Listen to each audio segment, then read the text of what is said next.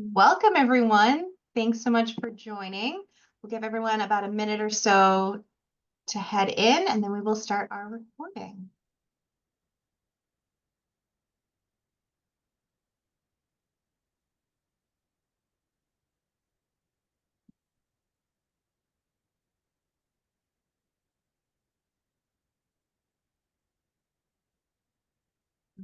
Welcome.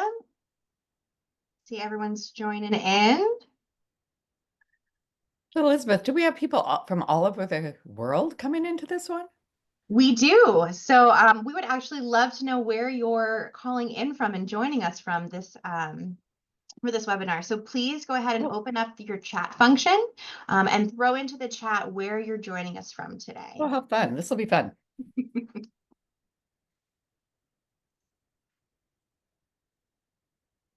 I will get us started, and I am calling in. All right, I put mine in first. I'm in Boston. I'm in Brookline. Oh, Got some more Jersey. Boston. Ooh, Jersey, nice. Anna, are we going to have spring? I hope so. Oh, hi, Purva. How are you? All right. Well, I'll go ahead and kick us off so we have plenty of time for content and questions. So, hello, everyone. Welcome and thank you so very much for joining us today for our Young Alumni Career Weeks webinar, Your Personal Branding Playbook, hosted by the Boston University Alumni Association. My name is Elizabeth Anderson. I'm a member of our generational engagement team here at BU, and I myself am a three-time BU alumna. We appreciate everyone who's joining us today. This event is intended to help you continue building skills and knowledge to navigate life after BU with confidence and is sponsored by the BU Young Alumni Council. The BUYXC exists to strengthen the engagement of young alumni by fostering a vibrant global community of young alumni who maintain an ever-evolving and lifelong relationship with the university and each other. This program is one of the many opportunities BU provides to inform and enrich your alumni experience, and we hope you enjoy today's presentation. Before diving in, a few quick housekeeping notes. Today's presentation is being recorded and will soon be available for on-demand viewing on the Alumni and Friends website, found at www.bu.edu/alumni. You will receive an email with the link once it's live on our website, and we encourage you to submit any questions you have during today's presentation using our Q&A function, which you'll find at the bottom of your screen. That way they won't get lost in all of the wonderful conversation that we'll see in the chat. Today's webinar is meant to be an interactive, and participants are encouraged to respond to Professor Hambrick's prompts and connect with one another using that chat function. I already see so many of you writing in where you're calling in from today, and please continue as I introduce tonight's presenter. Today's speaker, Patricia Hambrick, is a seasoned marketing executive with over 25 years of experience in brand strategy, marketing communications, and consumer insights. Throughout her career, Patricia has held leadership roles at renowned companies such as Reebok and L'Oreal. As CEO and founder of the Hambrick Group, she continued leveraging her expertise in effective marketing strategies by connecting clients like Timberland, Gillette, Microsoft, and P&G to their ideal consumers to increase stature, broaden markets, and fuel exponential growth. In her role as Master Lecturer at Boston University's Questrom School of Business, Patricia imparts her extensive industry knowledge to the next generation of marketers. Her passion for developing innovative marketing strategies and mentoring emerging talent makes her an invaluable resource for professionals aiming to excel in today's competitive job market. Thank you for being with us today, Professor Hambrick. You're welcome. Thank you for having me, Elizabeth. It's so good to see you. For all of you in our webinar, you should know that Elizabeth was in 3 of my classes, so I know her quite well, and I'm pretty impressed that she's a 3-time terrier. Is that how you call it? Absolutely, yep. Pretty good.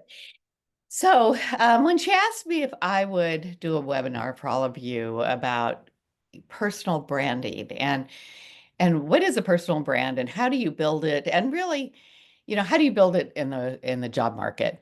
I said, of course I would. One, because Elizabeth's so terrific, but second is because, I think it really is an important part of what we all need to continuously do. So let me tell you a little bit about myself and then who am I? Although Elizabeth just did a good job. And then what we're going to do over the next hour. So um, she gave you a good background or a good explanation of my background, but I've been CMO or head of marketing for brands such as Reebok, L'Oreal, Saucony. I had my consulting practice I call CMO for Hire. But I've really spent a lot of time, and my real love is in the classroom, teaching things like branding, MBA core marketing, design thinking, global marketing, and many other things. So when I think about whoops, I missed my fly-in. Who am I? What is my brand? And these are brands that I associate with. I come from California. Um, I went to the University of California at Berkeley, which are the California Golden Bears. I work for L'Oreal. I've worked for Lindt. I'm an athlete. I've done Ironman, and I row the Head of the Charles. That body of water there is Lake Tahoe, my favorite place in all the world. And I was supposed to have a fly-in, but it somehow didn't transfer over because Squaw Valley, for any of you who are in California, although I didn't see in chat that there's anybody in California, it's now called Palisades Tahoe. And so that's been a change in the brand, right? And what the brand stands for, which if you were in California would be a little controversial. Not that they should change it, but that they changed it to Palisades. So it's a good example of changing or evolving a brand. And what does that mean? So here's basically the things I'm going to go through. One is, what's a brand? Then we're going to define your value proposition. And I'd like to think about, what are you really good at? What are your superpowers? And then how do you communicate those superpowers? And then I think about two different things. One is, if you're trying to get an advancement in your career versus change your career. So I call it pivot, right? So pivot positioning versus advancement positioning. So we're going to talk a little bit about each of these things. So I'd like to ask you to put in chat what you think a brand is. If this is your personal branding playbook, you showed up. What do you think a brand is? So let's just get a few people in chat. What do you think a brand is? And you can't be wrong. I'm not going to cold call you. An identity, good. A professional identity.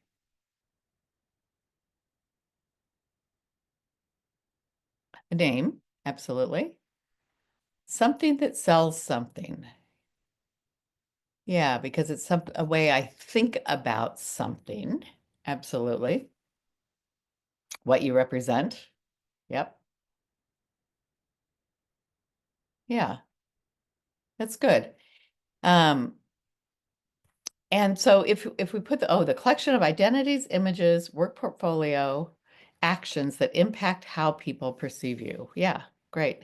Thank you, Anna. That's great. So I shortened it, and it's what y'all put in there, but a brand is a promise, right? It's a promise that you're making to a constituency. It could be your friend group, it could be your work group, but it's what you do, it's what you say, it's how you act, it's everything that impacts, as Anna said, how people perceive you. And it's attached to somebody, right? So it's a name. My name is Patricia Hambrick. And so what people think of me, my identity, is connected with me. And I was in a talk just the other day, and somebody said, always over deliver. Like, you've got to always over deliver your promise, right? And you want to under promise a little bit. Like, you don't want to say, I am fabulous, and then you're only so fabulous, right? So you always want to over deliver and under promise a little bit in who your brand is. But it's everything you do and say, right? It's not what you say you do, but it's how people perceive you because of your values, how you act, and it's what they expect of you. And so the other term we use in marketing a lot is a value proposition, right? And so this is value proposition 101. If you took core marketing, you probably learned this. To a target audience, right? Who's your audience? I, in this case, because we're talking about personal branding, provide what benefits or special skills better than the competition? We have competition, right? Because of why? Like, what makes me special? So a value proposition basically is four things. One is, who is your target audience and what do they need? Right? So if you're talking to companies, what do they need? If you're talking to a person, what do they need? If you're a good friend, what does your friend need, right? Who is your target audience and what do they need? Not just defining them, but thinking about what do they need. Second is, what benefit do you provide? What makes you special? What are your superpowers? Your competition. There's a lot of competition out there, right? And we have to think about, how are we special versus our competition? And then the proof of, why are you special? So thinking about it from the view of our audience, it's really hard to do, right? It's really hard to do because we usually think about it as, this is who I am and, why people should hire me maybe. But who is your audience and what do they need? And companies and people have pain points, right? And so what are their pain points that you can solve? How can you help make their business better? How can you make their lives easier? And we need to match what our audience needs, what companies we're talking to need, with our specialness, with what we can do, and bring those two things together, right? That's what we're trying to do. So we have to think about it from the view of our audience. And so how do we find out what companies' pain points are? Right? It's like, I don't know. I mean, all I did was find that they had a job opening, right? So how do we find that out? So one is, we could analyze the industry, which we should be doing if we're applying for work, right? If we're interested in a certain industry, we should be analyzing the industry and looking at that company and say, where are they not as good as their competition? Or where do their competitors have strength that they don't have? That might start helping you think about, what do they need? Excuse me, my cat is joining us. You can research companies specifically, right? And you can look at Indeed, you can look at Glassdoor, you can look at lots of different places and get information about companies. You can talk to people who work there, right? The best way to get a job is to talk to people who work in that company.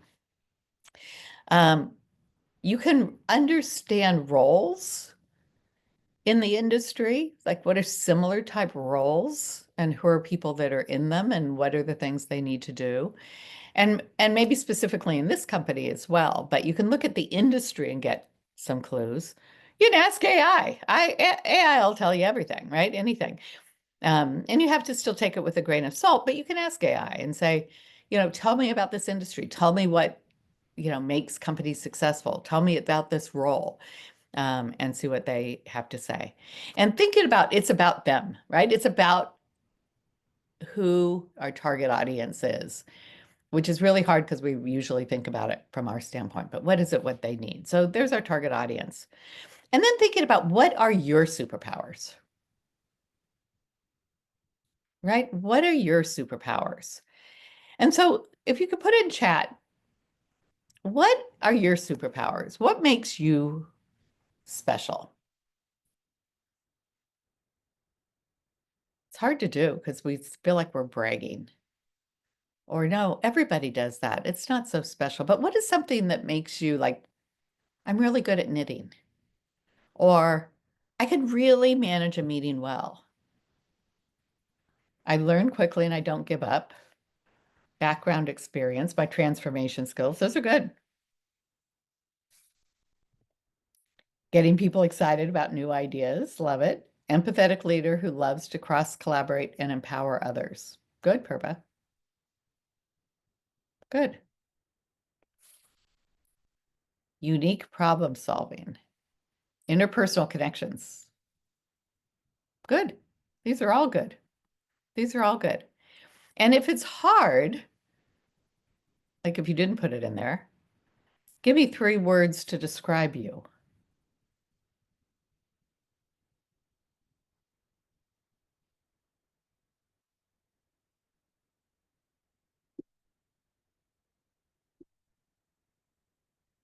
Anybody want to try that? Who hasn't?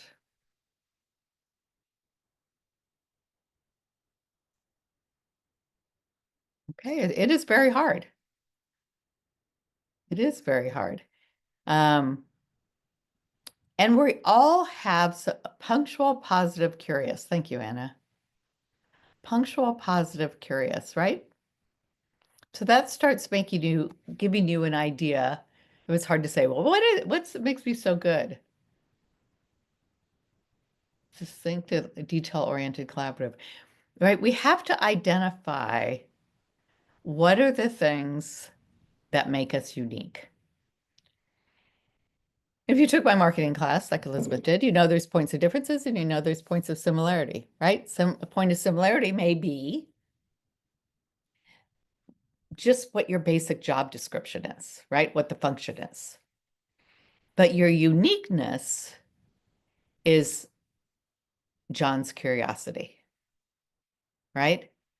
Elizabeth's charisma, right? What are those things? And so it's really important to identify it. So some things to think about. What do you love to do? Right? They're all things we love to do, and they're things we hate to do. What are the things you love to do? And you put across that with what are you good at? And where have you seen success in your work life, or where have you seen success in your personal life? Right? These are things that start hinting at identifying what makes us special, what makes us different. Right? And thinking about how do you apply that? Right? If you're visionary and eccentric, where is the best place to apply that? Right? And if you excel in those ways versus others, or way do you get up in the morning, really thinking about if this is what I'm really good at, I need to link that with somebody who needs that. That's what's going to make you successful, right? And that's going to make you happier at work as well. But it's really hard to be objective about ourselves. So those of you who put things in chat, thank you very much. And there are probably a lot more of you who didn't put anything because it's really hard to be objective of ourselves. Because we take ourselves personally. And when in looking at your personal branding playbook, you have to not take yourself personally, which is really hard to do because we're personal with ourselves, right? And so how do we do that? So first is thinking of yourself in the third person. Like it's so much easier if your friends come to you and say, Elizabeth, what do you think I'm good at? She could rattle off a bunch of things she thinks I'm good at, right? But try to do it for yourself, and it's really hard. It's like, I'm not that good. Right? It's really hard. So think about yourself as in the third person. And then ask your friends, ask your colleagues. And you can do that with a survey. You can do that with a conversation. But you want to ask for honesty and ask them, what am I really good at? Right? What can you count on me to do that you know that I'm going to like just make it happen, right? That might be different than you might count on other people to do things. And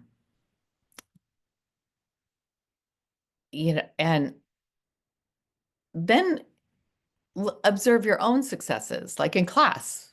Where did you excel? Where were the things that you always your hand up or you always knew that you were going to do well? Now, in teamwork, what role did you play?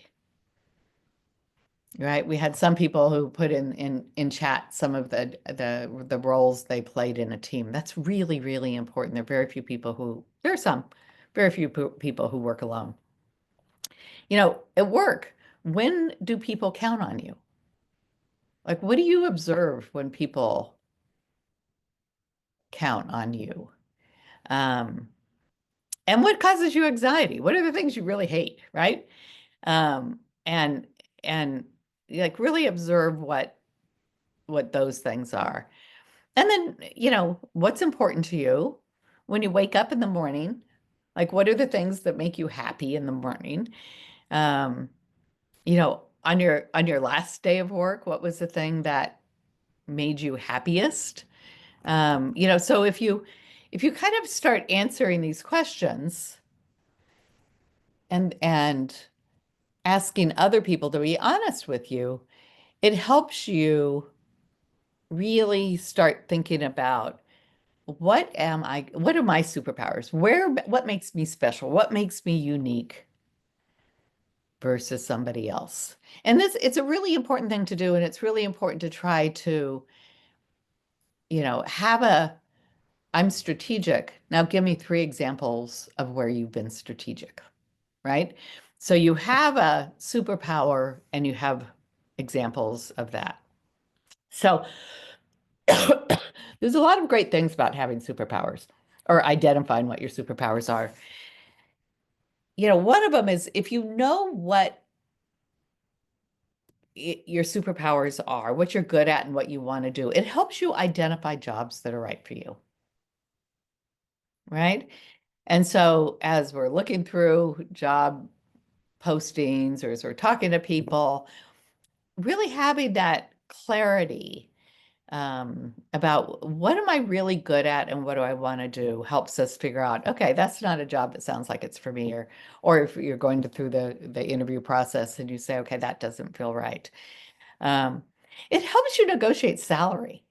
Like if you know what value you're bringing, and particularly if you know if it fulfills a pain point of a company, you may be able to do a little better job of negotiating your salary. How unique are your qualities, right?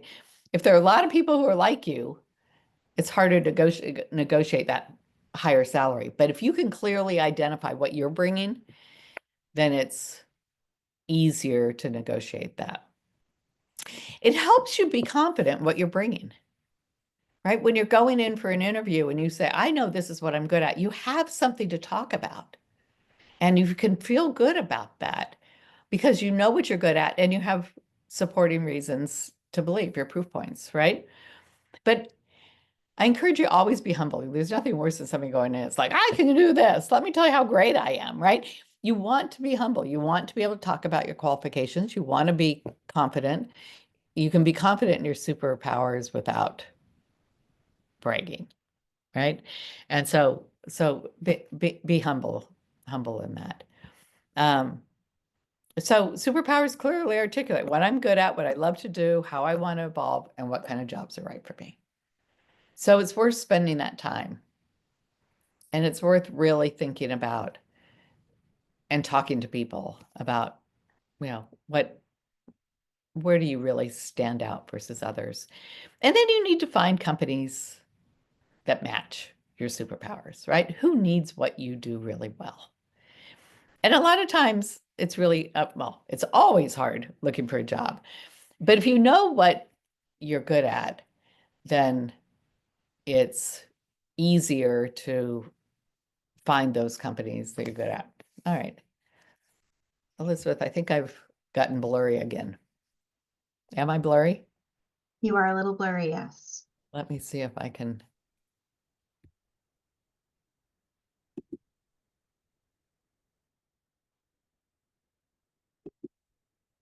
Still blurry. Whoops. Okay. Your content is crystal clear though, so feel free to. Oh, thank you. Thank you. All right. I'm in a different office, so I'm not sure how to use the camera. So I'll just be blurry. Okay.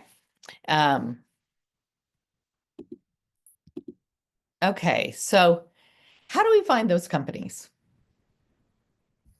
Ideas in chat. How do we find those companies? I gave you a hint earlier on.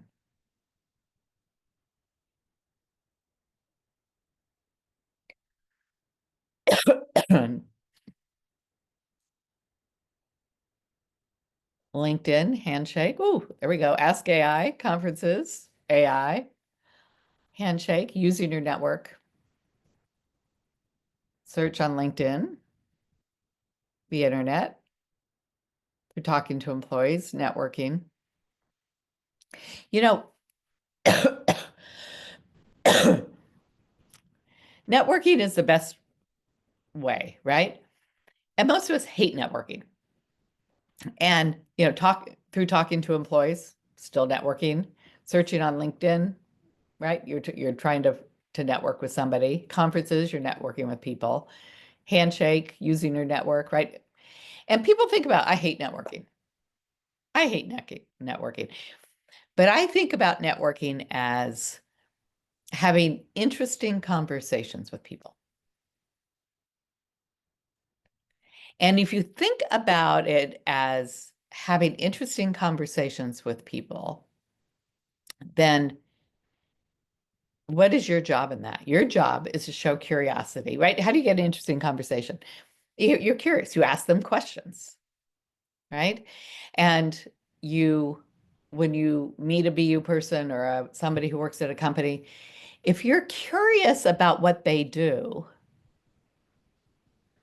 then you're going to learn a lot and they're going to be impressed with your curiosity, right? Nobody wants to hire somebody who knows all the answers because we don't. So think about networking as having interesting conversations with people. Not, oh my gosh, I've got to go talk to somebody. I've got to impress them. What if I say something wrong? Don't worry about that. Worry about having an interesting conversation. And particularly if those people are in a company or an industry that you're interested in, it's easy to have interesting conversations because you're interested in it, right? And so how do you show curiosity? You just ask questions. Well, tell me about this. Tell me about that. Tell me about this, right? And so most of the answers there were talk to people, right? And you're exactly right. You can use the internet to help you break through or to find the right people to talk to. You can use LinkedIn, you can use Handshake, but reaching out to people and just showing your curiosity is really what networking is, right? And so through our target audience work that we talked about, you've already started figuring out who these people are, right? You can research, you talk to people, you understand roles, you ask AI. And when you do that, you start thinking about, okay, your first group of people you're going to talk to are people you know, and then you want to build to who do you want to know, right? And so every time you talk to somebody, before you leave, you should say, do you have any suggestions of people who I should talk to in order to get more information? Do you have suggestions? If your network grows and grows and grows when people give you one or two more names. And so with everybody that you talk to, who else do you suggest I talk to? And if you get one name, great. If you get two names, fabulous. If you get three names, you hit a whole home run, right?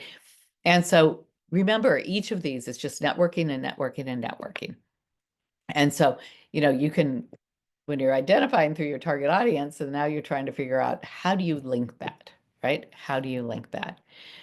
And then you need to let people know your superpowers, right? In a humble way, but you want people to know.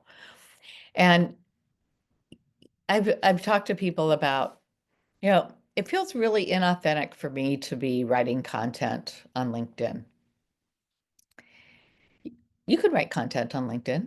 You could also post articles about things that you believe in, or industries you're interested in, or a point of view. You can put a few sentences in that communicates a little bit about why that article was interesting to you. But you can create content, but you can also post content that aligns with what you believe or what your superpowers are. You also need to be willing to talk about it, right? A lot of times we're either too braggy and don't have any rationale for it, or we're not braggy enough.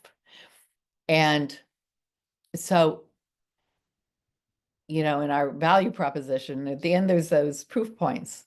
Like, what shows that I'm strategic? here are 3 reasons to believe, right? I did this project, I moved this ahead, I worked on this with my teammates. What are the things that illustrate your superpower? Um, and and that will prove that you're not just bragging, right? That will prove, and that will give you talking points to say, these are things that have been important to me. Take on new assignments. You have a job right now, and it may be the job you love, may not be the job you love, but take on new assignments that help you stretch your powers, right? So gives you experience in something that you don't have. You can volunteer for other organizations to be able to have more to say about something and more experience about something so you can expand your powers. And then you have to make your resume sing. And your resume needs to show that you have the experience you need for your next job, whether you're looking to advance or whether you're looking to pivot. And I think resumes, I look at so many resumes every year, and I see so many resumes that really prove to me you're really good at what you do, which is really good if you want to be promoted about what you do, right? You have to show you're ready for advancement. But if you're looking to change, which it seems like most people these days are looking to change, your resume has to show that you have the experience for your next job, right? So here's an example, and hopefully you can read this on your screen. But this is a real life example. This is one of my students. I asked her permission to be able to use this. And this came from part of her resume. She was a media supervisor for 3 months. She managed a team of 7 video investment buyers, assistants for MTV and Royal Caribbean client accounts. She contributed feedback for growth opportunities for junior employees monthly. That's good. She advised 10 clients for these companies on best practices. She organized client financial forecast and budgeting. She provided monthly reports. She was a senior buyer before that for 1.5 years. She reported to 5 account directors. She oversaw 6 people. She proposed strategies for utilizing good partnerships that got some good response. And she coordinated weekly meetings. So this person was an excellent media planner. And if I read this resume, I'd say, she's a great media planner. I'd hire her to be a media planner, right? So if she was looking, she went, from a buyer to a supervisor, and she was, I think, a junior buyer or something before that, right? So she did it. If she was looking to be a media planner, this was excellent. But she wasn't. She didn't want to be a media planner anymore. But her resume showed that she was a really good media planner. So when I looked at her, I go, oh, so you're looking for a job in media? She goes, no, that's what I did. That's not what I want to do anymore. It's like, okay, well, nothing here shows me that you want to do anything different than what you're doing, right? And so too often our resume shows how good we were at our past job. And that's probably the advice you got, right? So this resume is perfect for someone looking to advance in their career. So here's a revised who I think is a little bit more of a multi-channel marketer who knows how to develop people. A pivot, right? Not 180, but a pivot. She's not going to lie. She still was a media supervisor. She was still a senior media buyer investments. But she, streamlining it more, looking at, she wants to communicate that she develops people. So she wanted to manage 7 team members, who's all in 6 being promoted within a year, right? So it shows she develops people. She developed innovative strategies to grow their markets X amount. She recommended omni-channel support for each client, including different aspects, which was true. And it was a little bit in her previous resume, but when you talk to her, it really came out. And she was responsible for $80 million in billings. Like, that's a lot of money, right? She had a big job. And then On the senior media buyer, again, she was more junior, so she focused on media. So it shows her advancement. She was focusing on media, but then when she became a supervisor, she became more omni-channel, right? So this is more like a resume that tells the truth. You don't want to not tell the truth, but it pulls out things that shows her ability to pivot as opposed to her ability to be promoted. Um, and so now she's getting interviews for jobs that are not in media, but that takes her media experience and leverages it, pivots it to something else because she understands media, but she understands it multi-channel. She understands it in sales and retail, right? So she's been able to, and she's a good people person, right? She knows how to develop people. Um, so I hope that's a good example of a resume that says, this is what I'm good at, versus a resume that takes the same thing that you did, but repositions it in a way for the job you want, right? And I think most resumes I see out of students shows that they're really good at what they do. And that's the advice they're given is, you need to have your resume show what you did. Yes, but it's got to be positioned for what you want, not what you did, or you'll get a good media planner job, which is not what you wanted. Um, so, this positions this woman for a new type of job, right? Versus the other one that was more for a promotion. So you've got to you've got to make sure your resume and your job specification align, right? And truthfully. Don't say that you're going to do something or that you did something that you didn't do. You have to be truthful, but you can position it different. Think about the language that your new audience, if you're looking to pivot, uses. Put some of those words in there.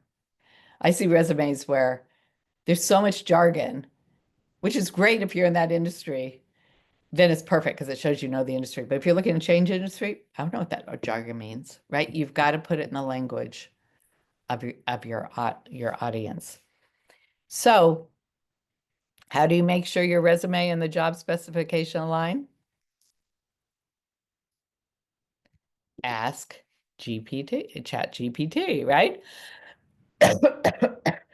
And it sounds like from what you put in there, a lot of you have used AI or Chat GPT. And so, here are some things that are kind of common practices. But, you want to start with the persona, right? Who are you and what are you looking to do? So my example is I'm a soon-to-be graduating MBA student. Don't put typos in like I just did. Looking to change careers, right? I'm looking for feedback on how my resume compares with a job specification, or you could say with other people applying for these jobs. What are you looking for, right? You just tell it. And then ask for help, right? Please provide me with, what are you looking for? Please provide me with examples of how I can make my resume more closely aligned. Please rewrite my resume. Now, I don't think that AI should write your resume because it's not always going to be right. And we've done at BU with faculty lots of different experiments with AI. And you really have to be careful with the details. Nobody knows you as well as you do. Nobody knows your resume as well as you do. And they can make it look really good, but it may not be truthful. So I think it's better to ask it to improve, to give you suggestions, to give you where it doesn't fit, what other words could you be using, right? Give it a lot of prompts and just give it more and more prompts to be able to get some answers. And then you provide it with the job spec and the resume that you have written and see what it comes back with. And like I said, you can ask it to rewrite it. My recommendation is ask for things that are more specific so that you don't get like, oh God, I'd hire me. This is great. But then it's not really you. So be a little bit careful with that. But definitely, it's like it can compare what other jobs people who are applying, right? Other specifications. It can put you language. You can say, you doesn't sound like you say that this job needs budgeting. You don't show that you have budgeting in your resume. Where do you have budgeting? You have to go back and say, oh, I don't have that. Don't lie. Or I do have that. And I need to, bring it out more because it needs to be there. So use that as a tool. So Elizabeth, do we have any questions in Q&A or? None yet, but if there are any questions, I encourage you to either use the Q&A function or the chat function. Yeah, you put it in either way you want. Take advantage of Professor Hambrick's extensive That's right. knowledge. Thank you. So a few takeaways I had for you. One is identify your superpower value, right? And it's your superpower. And then what is that worth? Right? So really spend time. And some people go, oh, superpower, it's an overstatement. No, actually, what makes you special is pretty important, right? So identify that in the power. Find companies that need what you are good at doing. I think that's bad English. But find companies that need what you're good at, right? And sometimes you're going, I just need a job. Yes, but if you can find a job who needs what you have to offer, you're going to be happier and they're going to be happier. Do your research. Companies, about specifications. Don't just look for jobs. Really have to research industries, research companies. As you said in chat, talking to employees, networking, using your BU alumni. Like absolutely hands down. Elizabeth, how many alumni do we have? Somebody asked me that question the other day, and I said many thousands, but I don't know. Over 380,000 Ooh, living alumni. 380,000, right? Should be able to find somebody who works in some company. And right, so there are a lot of alums, and alums like helping alums. So do your research, right? And don't just look for job listings, but do your research. I put help in parentheses again, because you need to use your judgment. And this is something I think is really important. Make sure your resume positions you, your brand, and your brand for the future, not for the past. And my example is one example of that. But also always be thinking about how to be employable. Last week, I took a group to Paris, and one of the speakers that we talked to said, think about being employable. How can you be employable? And it really is about a value, is about evolving your brand constantly, evolving who you are, evolving your superpowers, right? So you're not just current, but you're you're becoming more and more relevant to the market and special in the market and current, right? But I thought that the way this guy said, you always have to be making sure you're thinking that you're valuable, that you're employable. So I think that that's one of the things I wanted to leave you with. Be thinking about positioning yourself for the future, and you're always employable. So we have a question. How would you use ChatGPT to develop your value prop and identify your superpowers? I don't know if ChatGPT can do that. I asked it about Patricia Hambrick, and I even gave it my birthday, and it was totally wrong. So I have a LinkedIn profile. I have a website. I have on the BU website. There's plenty of information about Patricia Hambrick, who was born on September 12th. And I gave him the date, year. I won't give you the year. And it was totally wrong. So I think that your superpowers are really about you.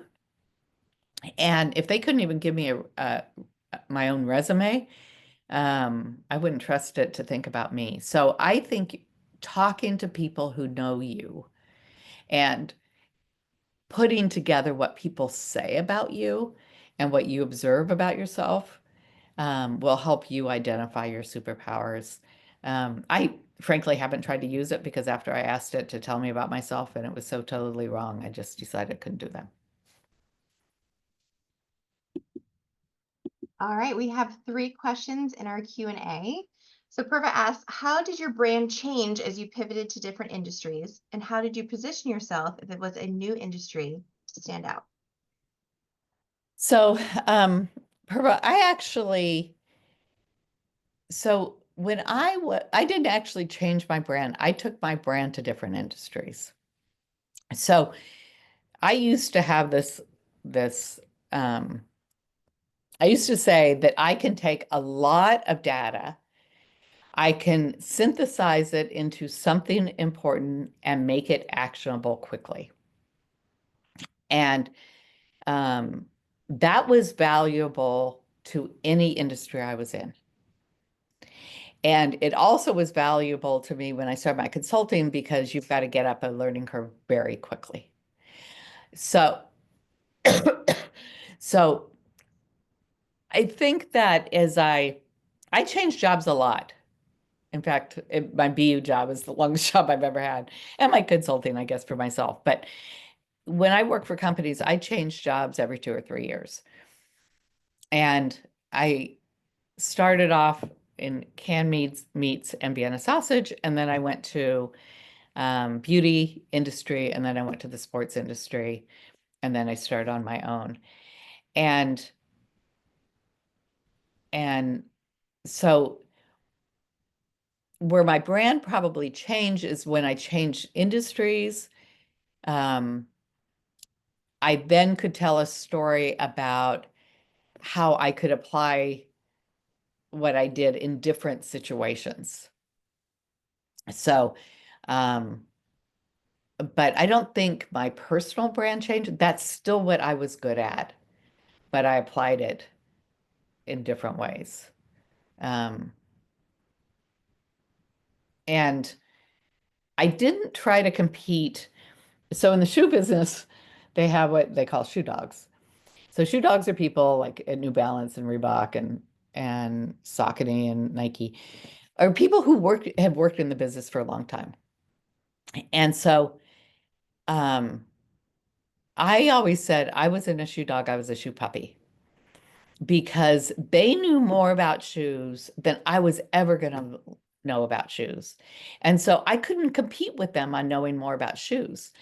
But what I could compete with them on was knowing more about um, consumers, right? What is all this data? And I worked in consumer products.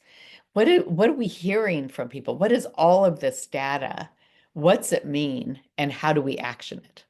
And that was something that I could do to stand out because other people are shoe dogs, right? And I done it in different industries. I love seeing how consumers make decisions. I love understanding the psychology of consumers. And by looking at all that data, I could put it into to action pretty quickly. So I hope that answered your question, Purva.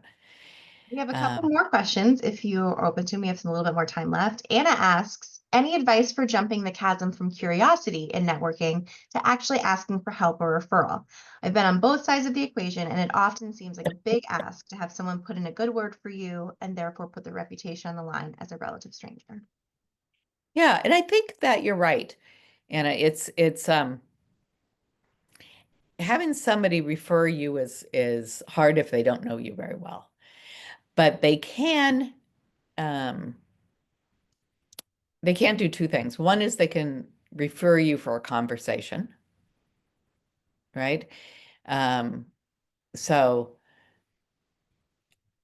I just had this conversation with this woman, Anna, and she's really interesting. And she's really interesting and did not waste my time.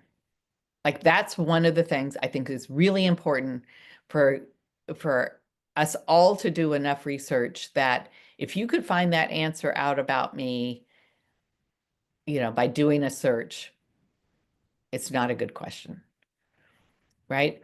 because it's like when I've had people say, well, tell me about your career.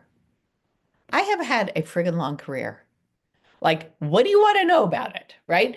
And so ask an interesting question, and then you're not wasting my time. So, and if you don't waste my time and we have an interesting conversation, then minimally I'll say, have a conversation with this woman. She's interesting. I don't know how great she is yet because I don't know her, but she really, it wasn't a waste of my time. It won't be a waste of your time. Like if somebody can do that, they will refer you to talk to somebody. Um, so, so I think if it's that type of a referral, I think if you're interesting, you're curious, and you've made that person feel like it was a productive use of their time, um, they will refer you to talk to somebody. In a lot of companies, people get paid for referrals, right? If I recommend Elizabeth for a job and she gets hired, I can get some money. So it's not really my reputation, but I have a chance of making some money, right? So, how personal that is I think the core of your question, Anna. Um, but I think that if if you ask, can I use your name when I talk to this person? Who else should I talk to?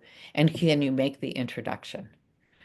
Right? They're not saying, oh my God, Anna's the best thing ever. How do you know? I talked to her for 20 minutes, right? But you are, but by continuing the conversation on to somebody else, they're effectively making a referral, but you're not asking them to say, tell them I'm great. All you're saying is it's worth talking to her. So I hope that helps. We have an interesting question here. How does branding yourself as a person differ from branding a company or product? Um, it's in a lot of ways it's the same. I mean, you can think about uh, celebrities who are brands. Um, you can think about companies and products that are brands. I think the hardest thing about a person as a brand is that people make mistakes, right? Everything you do can be criticized. Everything you can do can be a part of your brand. Same thing with companies. Companies are made up of people, right? So you can have, but the product comes off, or the service, depending what it is, can be the same. But the people in the company can still say something wrong on social media and it blows up, right? So it's similar in those ways. I think for yourself, it's more personal, so it's harder.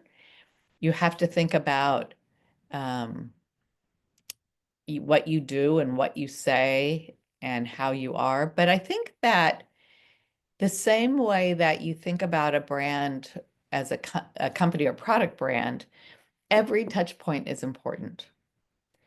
And the same way that in marketing a brand or branding a product, you would not just tell somebody once that this is why this product is good. You'd need to talk to them in multiple ways. And so, I think one of the mistakes that we make as people is I wrote her an email and she didn't respond. Well, how many emails do we all get a day? And just because that person didn't respond doesn't mean that you shouldn't reach out to them again. And thinking about what are multiple ways that you can connect with somebody. An email is one, LinkedIn is one, through a contact is one. I actually had somebody once who I refused. This was years ago when I was not as nice as I hope I am nicer now. Um, and it was actually a media rep, so it was a little different. But this person wanted to talk to me, and I didn't want to talk to them. And so they did research and they found out I was a triathlete. And so they sent me some goggles because that's swim. And then they sent me a bike pump. And then they sent me some shoelaces. And by the end of that, I had to talk to them. And so I'm not suggesting you do that, but it worked, right? And so multiple touch points. And how can you break through? Because you think about it, anybody you want to talk to has a lot of people that want to talk to them. So how do you break through differently? I actually think, maybe this seems old. Nobody gets handwritten anymore. A handwritten thank you, a handwritten, because something comes through the mail. It's like, oh my gosh, it's not junk mail. I'm going to read this. What is it? It's special, right? How do you break through? Right? So I think that's the hardest thing, is that we don't use some of those same principles. A brand is multiple touch points. A brand is, you guys said it earlier, is everything you do and say. It's up your entire identity. And we spend millions of dollars on the smallest product, and lots of people. We visited a company last week for $10 million in sales, and they have 40 people working in that company. Loads of people working and branding something. But we say, oh, I sent an email and they didn't answer. Or, I posted on LinkedIn. No, you've got to, right, have multiple touch points. I also had a student one time who was trying to get a job, and it was a bad environment. And um, uh, she just went out with LinkedIn and tried to contact everybody that was relevant to her search. She only needed one positive answer, and she got one positive answer, and she got a job. It was just that one person. So, don't be shy. It's kind of dialing for dollars and totally against the whole networking thing I said earlier. But you know what? She only needed one response, and she got it, and she got a job. So I hope that helps. All right, we have time for one more question. And we have someone here who says, where is it appropriate to address some of the other questions like values or work style in the resume, i.e. like describing yourself in 3 words or other ways to make yourself stand out as an individual? Yeah, it's interesting. I think your values could come through with how you talk about um, a project that you did. And I think your resume, like people will tell you, put your resume at Questrom in the Questrom style, right? I think your resume also needs to sound like you, because people are hiring you. Now you still need to break through the algorithms and get seen and have all the keywords and all that stuff, but people are still hiring people. So I think that, you can use some language in how you describe some of the work that you do or some of the interests that you have. I think your work style, if it's about being proactive or curious, you can put some of those words. If it's about work-life balance, I think you need to wait for that to be in the interview process and trying to find out what that is, because you don't want people to go, oh, that person's more worried about their life than their work, and this person is going to work all the time. I'm going to go for the person who is going to work all the time, right? You don't need to put that in there, but you need to have an answer of are you going to have work-life balance, right? So I think your values, I think, should be woven in with, through how you talk about things or your interest at the bottom. I think values are really important, and finding companies that have similar values are important. Work style, I find it a little bit harder to say. Where would you put that in a resume? Which is why I think a little bit more that's in as you're going through the interview process, unless it clearly aligns with what their work style is as well. I hope that answers it. Oh, wonderful. Well, that takes us to the end of our time. So thank you so very much, Professor Hambrick, for joining us this evening. On behalf of the BU Young Alumni Council and the BU Alumni Association, thank you for sharing your time and expertise with us today. You're welcome. And thank you for coming, everybody. I hope it was helpful. Wonderful. I also want to thank all of you for joining us, especially those who continue to support our students and the university through your generous donations. As I said earlier, a recording of this webinar will be available for an on-demand viewing on the Alumni and Friends website. Again, that can be found at www.bu.edu/alumni, along with a copy of today's slides for your review. We will send out an email once those are all live, so keep an eye on your inbox. We hope you all have a wonderful day or evening wherever you might be. And thank you again for joining us. Thank you. Good night.